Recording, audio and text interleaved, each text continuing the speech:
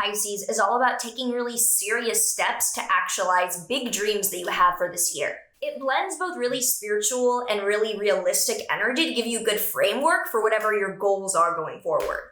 So if you're excited to dive into what this really interesting new moon in Pisces has in store for you, make sure that you like, subscribe, and hit the notification bell so that you are always up to date with what the stars have in store for you.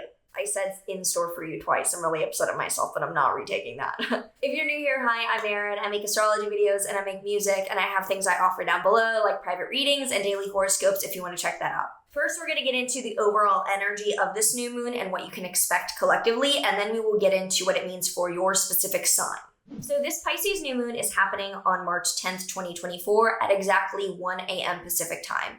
So you're probably going to feel it the most the night of the 9th because that'll be the closest to 1 a.m. basically. But technically it is happening 1 a.m. Pacific, 4 a.m. Eastern on the 10th. And it is happening with the sun and the moon at 20 degrees of Pisces. So new moons are always when the sun and the moon are together. They are a new moon because it's the beginning of the lunar cycle. It represents a new beginning and starting out on the energetic footing towards something in particular for each of us and how it's falling in our chart. With it being in Pisces, Pisces is a very spiritual, abstract, dreamy energy. It is the last sign of the zodiac. It is the most old soul, kind of all-encompassing, universal faith-based energy. So this is not a new moon energy of being really detail-oriented or meticulous or serious. It's much more about something abstract, artistic, or all-encompassing and maybe meaningful on a personal level to us. Now, with the sun and the moon at 20 degrees of Pisces, that is in the last third of Pisces or the last decan. And the decans add a little bit more texture and detail to what it represents when stuff is happening there. So Pisces is ruled by Jupiter. The whole sign is ruled by the planet of abundance and growth, which is really fitting with Pisces and its water sign energy of absolving and absorbing things. But this particular decan is associated with the 10 of Cups tarot card and also is ruled by Mars. So all of Pisces is ruled by Jupiter. This tiny part has some Mars influence, showing the actions that it took to get to this point. Because the 10 of Cups tarot card is kind of the happy ending card.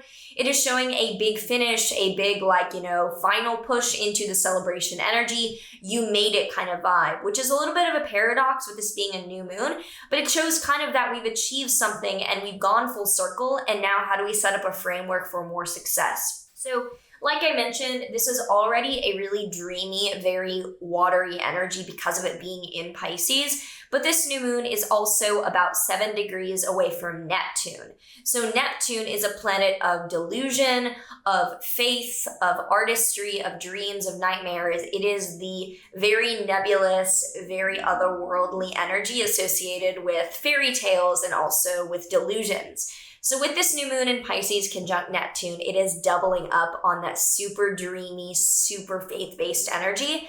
But this new moon is also close to Saturn. And Saturn, on the total other end of things, is a planet of challenge, of seriousness, of maturity, and of cold, hard truths. So you might think that Saturn and Neptune together cancels each other out or doesn't make sense. But Saturn and Neptune together, I like to think of actually the metaphor I use as the entertainment industry, very, very serious, very, very industry, but there's art and there is abstract metaphor and beauty in that. So it's rigidity to the dream, or it is realism coupled with the fantasy that is, it's a fantasy.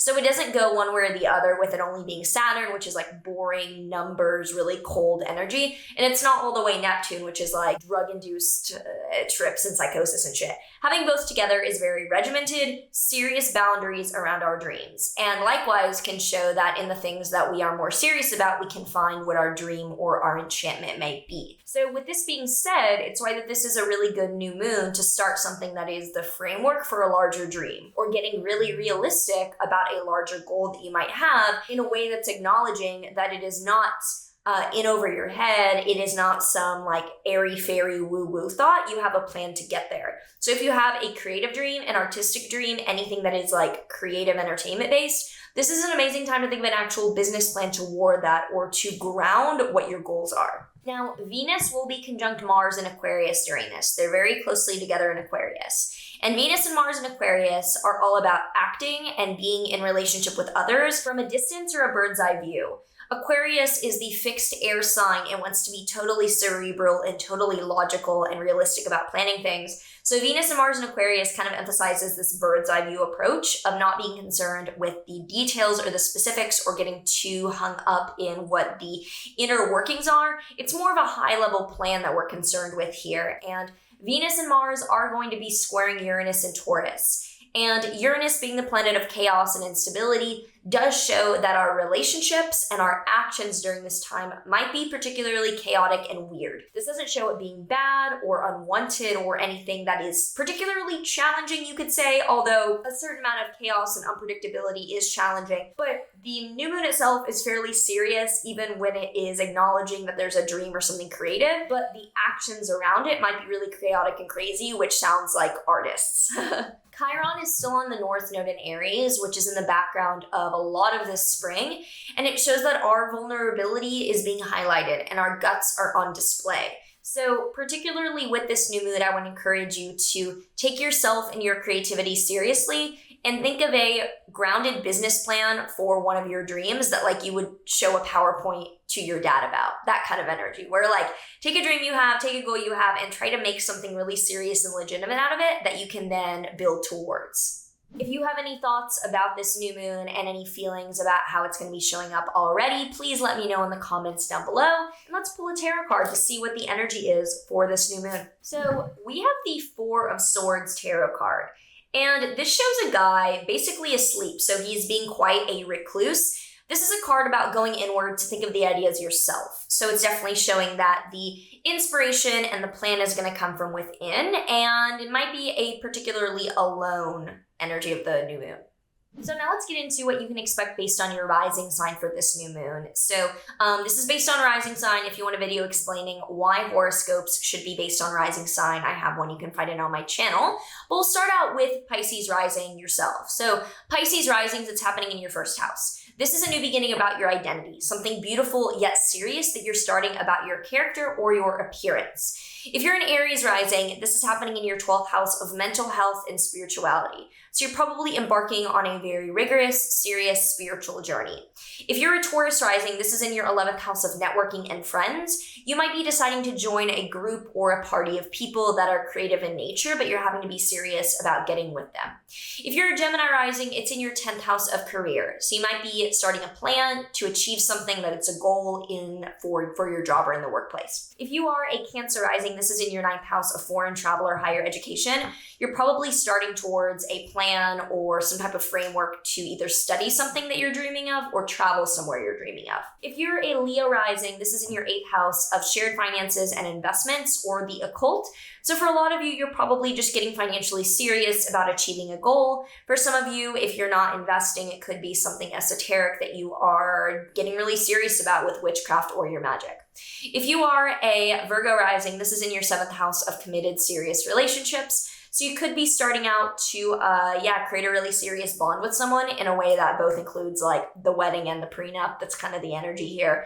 If you're not seeing anyone, this is likely a business or legal partnership that is positive, but is being, taken seriously.